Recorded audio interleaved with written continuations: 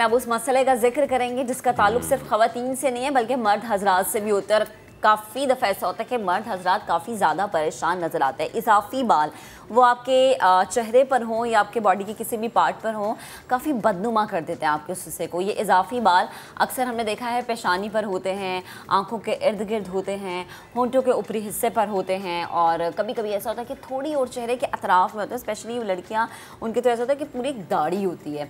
अब कहा यह जाता है कि चेहरे पर गैर ज़रूरी बालों का मसला आम तौर पर हार्मोन्स की चेंजिंग्स की वजह से होता है, लेकिन कभी कभी हमारी डाइट ऐसी हो जाती है, कभी कभी हम बहुत ज़्यादा टेंशन में आ जाते हैं, कभी कभी ये जेनेटिक इशू भी हो जाता है। अच्छा, अब ये तमाम मसले और फिर किस एज में, चाहे वो मर्द हैं, चाहे वो खातून हैं, चाहे वो टीन एज गर्ल्स हैं, उनको अपनी डाइट में क्या कुछ शामिल करना चाहिए, क्या कुछ शामिल नहीं करना चाहिए, फैसल ये जानना बहुत ज़रूरी है। और इसके अलावा भी हम में से बहुत से लोग जो है वो ट्रीटमेंट्स को ऑप्ट करते हैं। तो ये ट्रीटमेंट्स कितनी यूज़फुल होती हैं, क्या इनमें ख्याल रखना चाहिए? देखें, ये सब बातें बड़ी अहम हैं। तो ये अहम बातें हम और अपनी कितनी करें। हम अपनी गेस्ट को इंट्रोड्यूस कराते हैं। हमारे साथ मौजूद है पाकिस्तान की कम उम्र तरीन माइक्रो पिगमेंटेशन आर्टिस्ट सीमा जाहिद मेगा। सीमा, अस्सलाम वालेकुम। Thank you so much for your time. Thank you so much. And सबसे पहले ही हमारा सवाल ये है कि जी, बड़े लोग परेशान होते हैं, ख़ातीन हो या मर्द हो, इन गैर ज़रूरी बालों से। तो इसके पीछे क्या अवामिल कार फरमा होते हैं? ओके, देखिए, सबसे पहले तो ये टॉपिक बहुत ज़रूरी है, बहुत इंपॉर्टेंट टॉपिक आप लोगों ने आज रखा है, और आई एम हैप्पी कि आप लोगों ने मुझे इनवाइट किया और इस टॉपिक पे बोलने का मौका दिया। गैर ज़रूरी बालों का ताल्लुक बहुत सारी चीज़ों से है। स्पेशली अगर आज आप देखें तो टीनेजर्स के अंदर ये बहुत ज़्यादा कॉन्सेप्ट पाया जा रहा है, जो अभी 13 के अंदर एंटर होते हैं और बाल आना शुरू हो जाते हैं। एक टाइम था कि जब हमारी जो पुराने लाइक माँ बाप हैं या हमारी जो नानी दादियाँ वगैरह थी, उनके कोई बाल वगैरह फेस पे, बॉडी के अंदर नहीं होते, अब तक भी नहीं होते थे। तो अब जो है वो छोटी लड़कियाँ जो अभी 13-14 की हुई हैं, उनके बहुत ज़्यादा बाल आना शुरू हो जाते हैं। One of the reason definitely इसके अंदर जो है वो उनका डाइट रूटीन, हमारा लाइफस्टाइल, ठीक है, फिर स्किन केयर, ठीक है, ग़िज़ा हमारी बहुत इंपॉर्टेंट है। अगर हम सबसे पहले इसको कहें कि अब फास्ट फूड का कल्चर है, हर इंसान, हर बच्चा जो है वो उसको फास्ट फूड चाहिए, उसको जो है वो कोल्ड ड्रिंक्स चाहिए।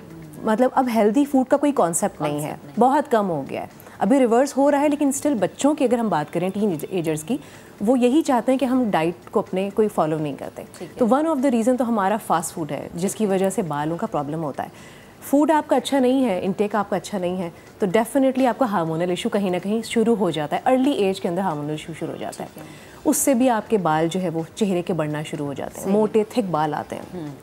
बच्चियों में आजकल ख़ास तौर पे, जैसे मैं आजकल ट्रीट करती हूँ, तो छोटी लड़कियाँ हैं लेकिन उनके बहुत फेस पे इस तरह के बाल हैं जैसे कि 50-60s में कभी जाके हार्मोनल इशू कभी पहले होता था और वो आ जाते थे। अच्छा। तो वो चीज़ आपको फूड, नंबर 2 आपकी स्किन केयर में ओवर मेकअप कर लिया, ज़ाहिर सी बात है अभी यंगर्स हैं, ओवर मेकअप करके जा रहे हैं, क्लीनिंग का कॉन्सेप्ट नहीं है, ठीक है, ख्याल नहीं रखने का कॉन्सेप्ट। तो ये 2-3 चीज़ें हैं जो कि बहुत इंपॉर्टेंट हैं। तो इसके लिए डेफिनेटली लोग जानना चाहते हैं कि क्या चीज़ें हैं जो हमें करनी चाहिए। तो हेल्दी फूड सबसे पहले है। ठीक है। अच्छा सीमा, सॉरी मैं आपको इंटरप्ट करूँ, मुझे ये बताएं कि कहा यह जाता है कि अच्छा आजकल जो आप चिकन खा रहे हैं ना, ये आपकी डाइट में शामिल है।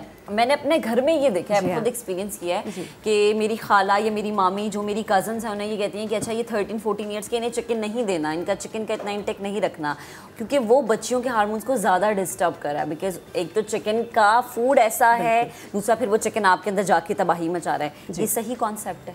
जी, काफ़ी हद तक इसीलिए सही है क्योंकि अब जो है चिकन, हम देसी चिकन का तो कॉन्सेप्ट यहाँ पे बहुत ना होने के बराबर है। डेफिनेटली फार्मी मुर्गियाँ जो आप इंजेक्शन लगा के जिनको बड़ा कर रहे हैं, उनको भी जो वो खिला रहे हैं, जो उनको ग़िज़ा दे रहे हैं, तो वो भी उस तरह की नहीं है। तो डेफिनेटली वो आप जब खाएंगे तो आपको उससे क्या एनर्जी मिलेगी, क्या चीज़ आपको हासिल हो रही है? कुछ भी हासिल नहीं हो रहा। और आजकल अगेन मैं आपसे वही कह रही हूँ कि प्रोसेस्ड फूड का बहुत कॉन्सेप्ट है कि फ़ौरी तौर पे तैयार हो जाए, फ़ौरी तौर पे हम खा लें, यू नो। तो उस तरह की चीज़ें तो डेफिनेटली आपको चिकन भी इशू कर रहा है। ग़िज़ा बहुत मैटर कर रही है। अच्छा, जो टीन एज खसूसन जो हमारी बच्चियां हैं, क्योंकि ये उनमें ज़्यादा देखा जा रहा है कि वो बच्चियां जो कि अभी स्कूल गोइंग हैं, उस एज लेवल पे भी नहीं आई जो कि उनके अंदर चेंजिंग्स हम देख रहे हैं, उन माओं को स्पेशली क्या आप कहेंगी कि उनकी डाइट में क्या शामिल होना चाहिए और क्या नहीं शामिल होना चाहिए? ओके, देखिए सबसे पहले तो ये कि ये जो चीज़ होती है ना, ये शुरू से अर्ली एज के अंदर ही आप ट्रेनिंग देते हैं कि आपने अच्छी डाइट रखनी है। अच्छी डाइट में क्या है कि आप घर का खाना प्रॉपर पका हुआ वो खाएं, मीट का इजाफा करें, अपनी सब्जियों का कोई कॉन्सेप्ट नहीं है। वेज जो है वो बच्चे खाना ही नहीं चाहते, तो वेजिटेबल्स की तरफ आएँ, ग्रीन जो वेजिटेबल है उसको लेकर आएँ अपनी ग़िज़ा के अंदर। पानी का इंटेक बहुत मैटर करता है, क्योंकि पानी हमारे यहाँ ना होने के बराबर पिया जाता है, कोल्ड ड्रिंक्स को ज़्यादा प्रेफर किया जाता है। तो पानी का इंटेक बढ़ाएं, उनको शुरू से बताएं कि उन्होंने कुछ चीज़ें हैं पर्टिकुलर फॉलो करनी है। अब मैं आपको एक छोटी सी एग्जांपल दूं कि हमारी अपनी फैमिली के अंदर शुरू से हमने देखा है कि हेल्दी फूड का कॉन्सेप्ट है, तो आप मेकअप नहीं भी करेंगे तो स्टिल आपको ग्लो करेंगे। तो पानी बहुत मैटर करता है, पानी का इंटेक अच्छा करें, अपनी ग़िज़ा के अंदर अच्छे खाने लेकर आएँ, वेजिटेबल्स का इस्तेमाल।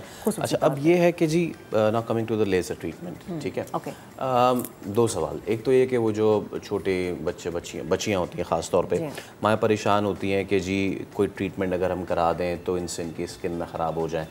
इस सारे प्रोसेस को लेके एंड लेज़र ट्रीटमेंट को लेके या पिगमेंटेशन को लेके व्हाट आर द मिथ्स, अफवाहें क्या क्या हैं और कैसे करानी चाहिए ये चीज़ें?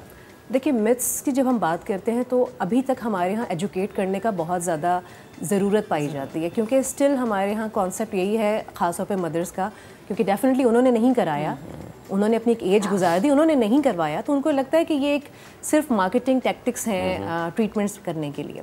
तो सबसे पहले मिथ तो ये है कि जी ये नॉर्मल बाल है और ये खूबसूरत लगते हैं। तो मैं यहाँ पे एक चीज़ बहुत ज़रूर कहना चाहूँगी कि ये खूबसूरत नहीं लगते।